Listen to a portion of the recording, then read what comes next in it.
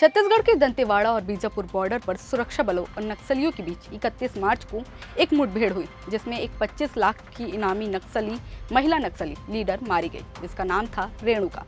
लेकिन 50 साल की रेणुका कोई आम नक्सली नहीं थी। वो 5 राज्यों की मोस्ट वांटेड और नक्सल संगठनों की एक पढ़ी लिखी नक्सली थी और इनकी लीडर भी। रेणुका के पास LLB की डिग्री थी। लेकिन आखिर क्या वजह थी कि रेणुका नक्सल संगठनों से जुड़ी? चलिए रेणुका की कहानी को थोड़ा विस्तार से समझते हैं। नमस्कार, आप देख रहे हैं CGNL लाइव। मैं हूं आपके साथ लेखिका सिन्हा और आज हम बात करेंगे नक्सली लीडर रेणुका की, जिसने हाल ही में हुए मुठभेड़ में अपनी जान गंवा दी। हाल ही में छत्तीसगढ़ के दंतेवाड़ा और बीजापुर जिले के बॉर्डर पर सुरक्षा बलों ने एक बड़ी कार्रवाई को अंजाम दिया। इस मुठभेड़ में जवानों ने एक महिला नक्सली को मार गिराया, जिसकी पहचान गुम्मा देवेली रेणुका उर्फ बानू के रूप में की गई, जो नक्सली संगठन की एक बड़ी लीडर है। और रेणुका के सिर पर 25 लाख रुपए का इनाम घोषित था। लेकिन रेणुका पर सिर्फ 25 लाख रुपए का इनाम नहीं था। 25 लाख रुपए तो सिर्फ बीजापुर में ही घोषित था। रेणुका पर तेलंगाना में इनाम था जो 20 लाख रुपए का था। इस लिहाज से रेणुका के ऊपर कुल 45 लाख रुपए का इनाम था। कौन है रेणुका?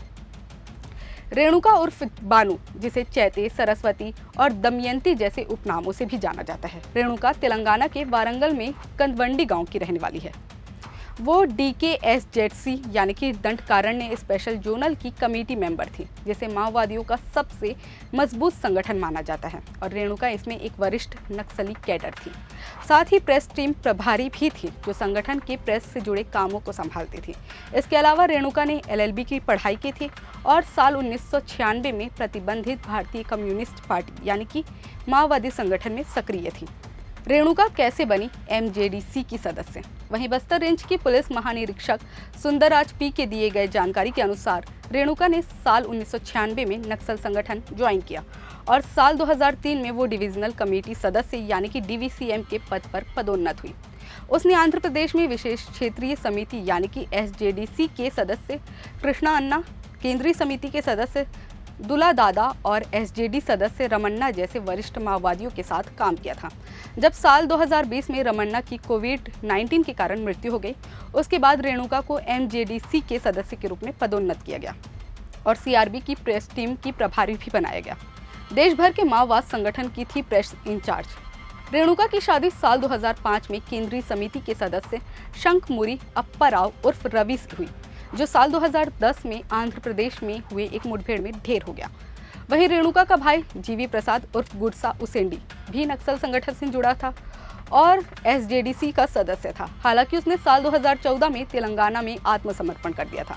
वहीं रेणुका ने LLB की पढ़ाई की थी और पढ़ने लिखने में अव्वल भी थी, जिसके चलते नक्सलियों ने उसे देश भर में माओवाद संगठन का प्रेस टीम इंचार्ज बनाया था। इसमें रेणुका नक्सल संगठन के लिए दस्तावेज तैयार करने का काम करती थी। ये नक्सलियों की प्रेस टीम की देश भर में सबसे बड़ी लीडर थी और सुरक्षा बलों के लिए एक बड़ी चुनौती भी, जो हाल ही में हुए नक्सल एनकाउंटर में मारी गई। कैसे हुआ रेणुका का एनकाउंटर? दरअसल पुलिस अधिकारियों ने जानकारी देते हुए बताया कि मुठभेड़ में मारी गई रेणुका तेलंगाना के वारंगल जिले की रहने वाली थी। वो दंडकारण्य स्पेशल जोनल टीम की प्रेस प्रभारी थी और स्पेशल जोनल कमेटी की सदस्य भी थी। सुरक्षा बलों के जवानों को इनपुट मिला था कि सरहदी इलाके में नक्सली मौजूद हैं, जिसके बाद जवानों की अलग अलग टीम सर्चिंग पर निकली। इसी दौरान सोमवार को नक्सलियों ने जवानों की टीम पर फायरिंग शुरू कर दी, जिसका जवानों ने मुंहतोड़ जवाब दिया और इसी फायरिंग के दौरान रेणुका ढेर हो गई। नक्सल संगठनों के लिए है एक बड़ा झटका। रेणुका 5 राज्यों जैसे छत्तीसगढ़, आंध्र प्रदेश, ओडिशा, तेलंगाना और महाराष्ट्र में मोस्ट वांटेड नक्सली थी और कई तरह के हथियार चलाने में माहिर भी थी। इसके अलावा रेणुका क्षेत्र में नक्सली गतिविधियों को बढ़ावा देने में सक्रिय रूप से शामिल थी। वो अन्य कई तौर तरीकों से नक्सली अभियान जारी रखे हुए थी। उसके पास इंसास राइफल के अलावा लैपटॉप, हार्ड डिस्कस और अन्य चीजें भी बरामद की गई। रेणुका की मौत नक्सल संगठनों के लिए एक बड़ा झटका है और सुरक्षा बलों के लिए एक बड़ी कामयाबी। रेणुका कई नक्सली गतिविधियों में शामिल थी और सुरक्षा बलों के लिए एक बड़ा खतरा थी। फिलहाल छत्तीसगढ़ को नक्सल मुक्त राज्य बनाने की दिशा में सुरक्षा बलों की कार्रवाई अभी जारी है, जिसमें रेणुका जैसे कई नक्सली या तो ढेर हो रहे हैं या तो आत्मसमर्पण कर रहे हैं। लेकिन रेणुका से जुड़ी ये कहानी आपको कैसी लगी, कमेंट करके जरूर बताएं और वीडियो पसंद आया हो तो लाइक, शेयर और सब्सक्राइब करना ना भूलें।